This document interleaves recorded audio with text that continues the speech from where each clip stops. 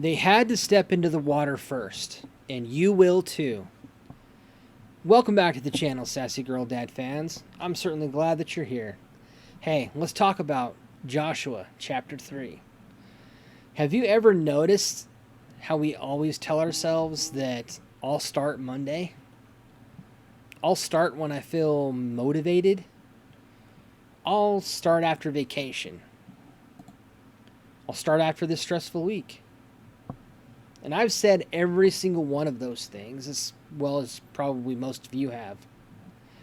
And if I'm being quite honest, none of them have ever changed my life. What did change my life was taking one step, even when I didn't feel like doing it.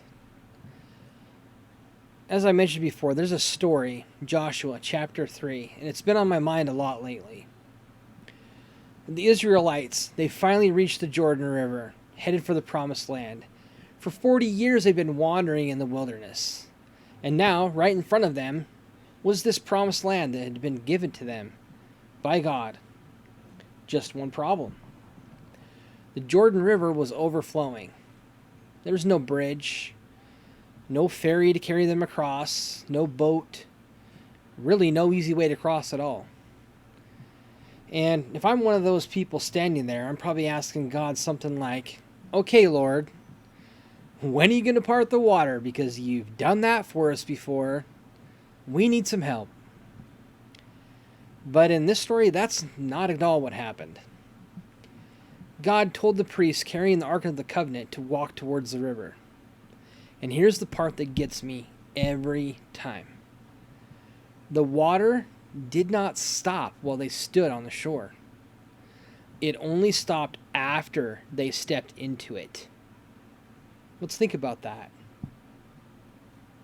Faith came first, then the miracle came second. And I think that's exactly how so many of us approach weight loss. We tell ourselves, when I feel motivated, then I'll eat healthier. When I lose 10 pounds, then I'll believe that I can do it. When life gets easier, then I'll start exercising. But what if God is saying, take one step? Not 50, not 100, just one.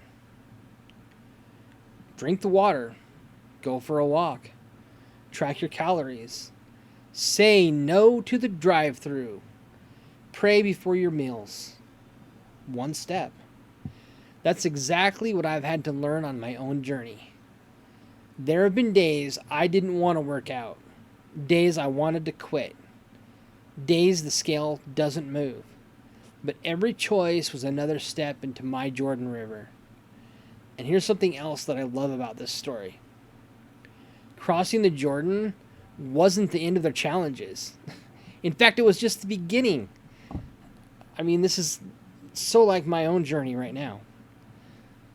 Because after they crossed, the very next major obstacle in their way is the walls of Jericho. How are they going to get past that? One miracle didn't mean life suddenly would become easy. God prepared them for the next challenge. And isn't that exactly how weight loss works? You lose your first 10 pounds. Then you face a vacation. You survive that. Then the holidays come. You get through those too. Then stress hits. There's always another wall. But every victory reminds you that the God who got you through the last obstacle will help you again through the next one. So, if you're waiting to feel motivated, stop waiting. Motivation comes and goes. Faith chooses to move anyway. Here's my challenge for you today. Don't worry about losing 50 pounds. Don't worry about next month. Don't even worry about next week. Just take one step today. Drink one more bottle of water. Take one more walk. Make one healthier meal. Skip that one unhealthy snack. Then, come back tomorrow and take another step. Because you never know. The miracle you're praying for maybe waiting on the other side of one simple act of obedience. So, tell me in the comments, what's the one step you're going to take today? Let's encourage each other, because we're all crossing this Jordan River together. That's all we have for today. Again, I'm so grateful that you're all here. And if you made it to the end, please make sure you follow and subscribe. And we'll see you guys all in the very next video. Have a great day.